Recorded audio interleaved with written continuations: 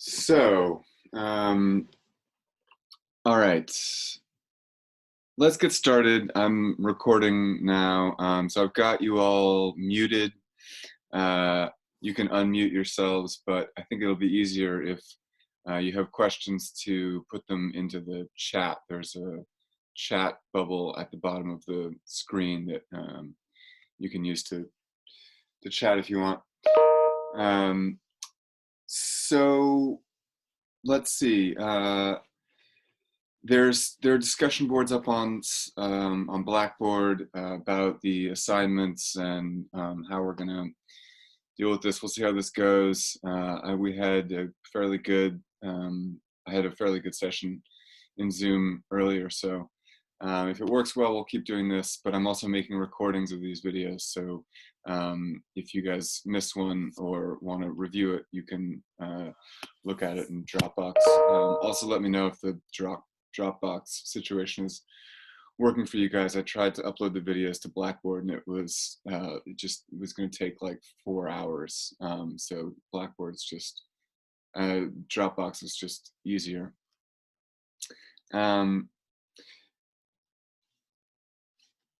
So yeah, we have these discussion forums open on Blackboard, and any questions that you have about the reading or the lecture, the discussion today, by all means ask it in the chat, and then also make a note and put the question on Blackboard. We can have a whole discussion about it together.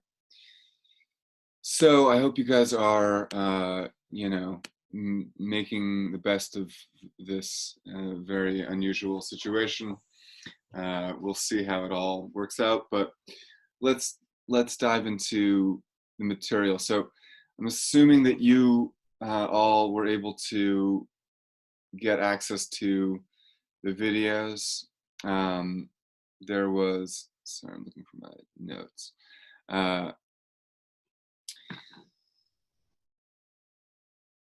In the video I sent, and you guys got the worst of my confusion. I really apologize for all of that. The two sections got totally crossed, and then I got confused about videos. But anyway, let's just press on. So in the video that I sent, we introduced Immanuel Kant. Immanuel Kant, who is a 18th century German philosopher, and the majority of that video was juxtaposing Kant to the other philosophies that we've looked at thus far, and I highlighted the fact that Kant is particularly interested in motivation rather than act or consequence in evaluating the ethics of an action, and that he is a sort of very stark contrast to both Aristotle and John Stuart Mill, in that he thinks that there is an absolute moral law which is universal and true for all people in all circumstances, right? And that is what he calls the categorical imperative.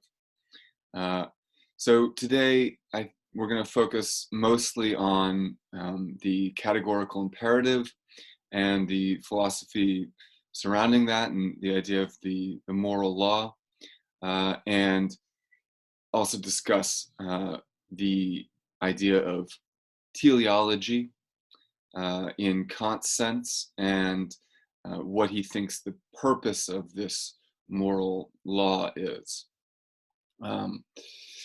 So we remember at the end of the last class that we were all together for, we were talking about the most horrific example of utilitarian thinking, right? Where we translated the sort of form of the trolley problem into this much more horrific problem of do you, right, if you're locked in the basement, it's the Holocaust, do you kill a baby in order to save all these other 10 lives or however many it was, right? Do you commit infanticide in order to save the life? And the question that we asked at the end of that scenario is, are there certain actions that are just inherently unethical, that regardless of the situation, regardless of the consequences, the immediate consequences, there are some things that you just never do.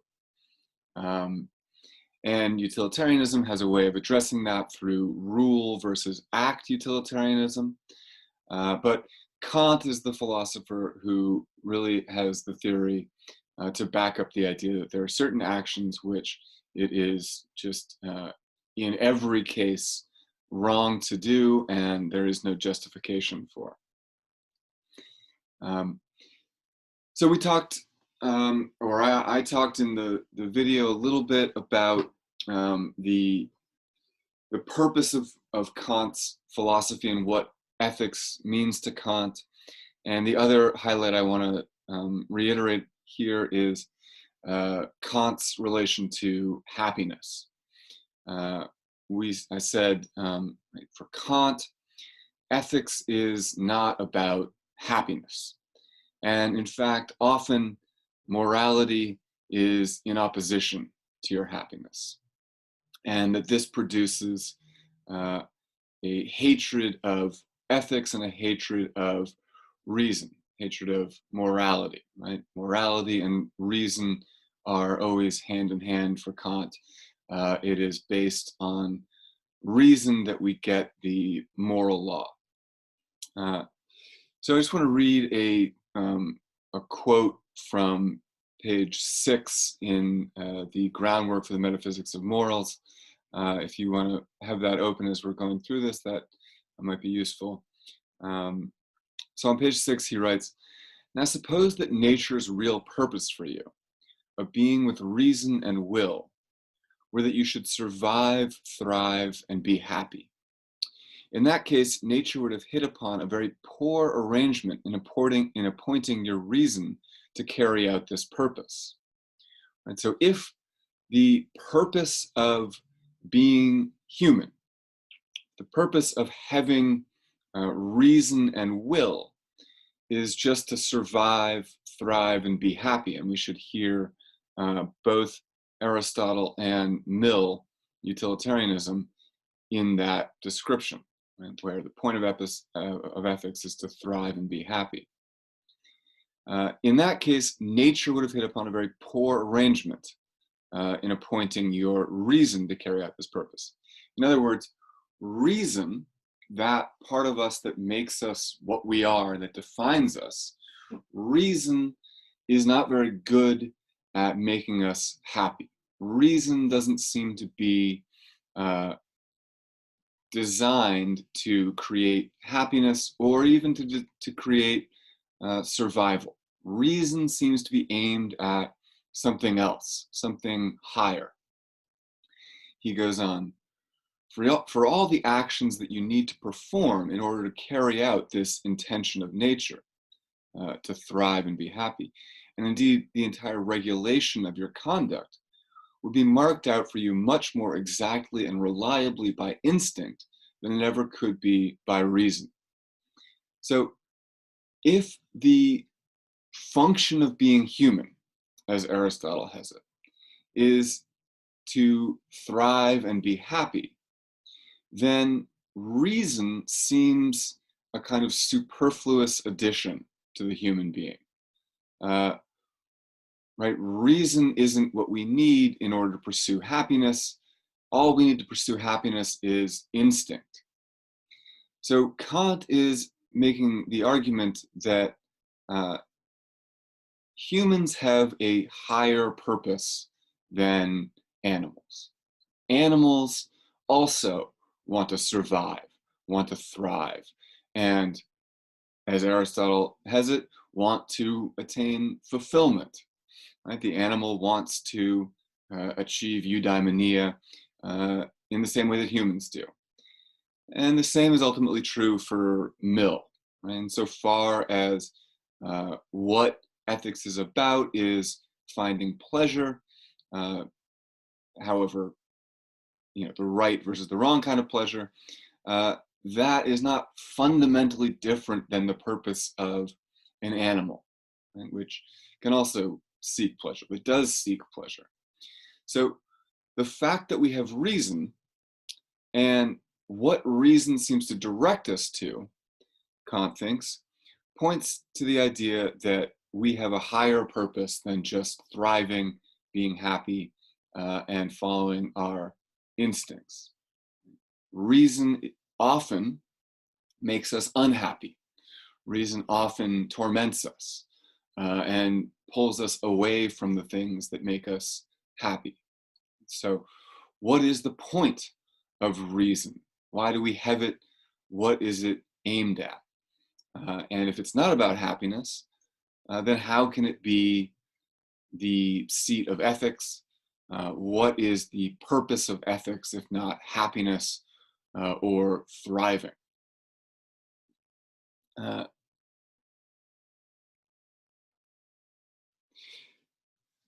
The reason why reason is a bad guide to happiness and a clue as to what reason directs us toward and what the purpose of a rational ethics would be comes in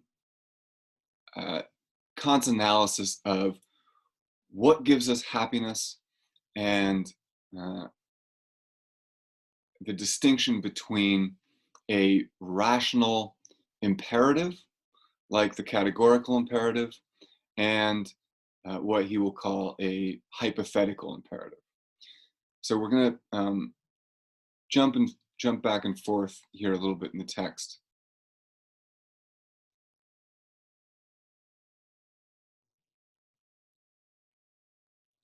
So on page 22, Kant says, there couldn't be an imperative that in the strict sense commanded us to do what makes for happiness, because happiness is an ideal not of reason, but of imagination, depending only on empirical grounds. This means that whether a person will achieve happiness depends on countlessly many particular facts about his future states. So the important line here is there couldn't be an imperative that in the strict sense commanded us to do what makes for happiness.